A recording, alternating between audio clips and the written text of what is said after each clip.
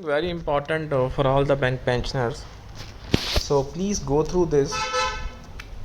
So as per the uh, policy that has been shared by Mr. Mohan P, उसी के relation में एक बहुत ही जो वैल्यूएबल पॉइंट लगा है उसको यहाँ पे डिस्कस करेंगे, शेयर करेंगे.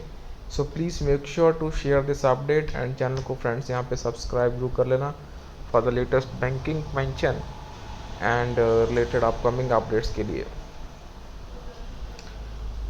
So the important update that we have here, so Mr. Mohan P sir have shared the one of the gold digit super top up policy. So उसी के रिलेशन में एक क्वेरी, एक बहुत ही स्पष्ट क्वेश्चन जहाँ आप उसका रिप्लाई मान सकते हैं. So please go through once again. There should be a base policy minimum of 3 lakh or after paying 3 lakh your top up or super top up policy will be available. Right friends? So 3 lakh की तो base policy हमारी है ही, और अगर हमें super top up policy चाहिए तो will that 3 lakh be settled? What should be the will or claim? तो जो क्लेम है वो आपका मिनिमम 5 लाख तो होना चाहिए. So chances of getting admitted costing more than 5 lakh and above for family or single as per one's needs during the year November 24 to October 25 are more and sure.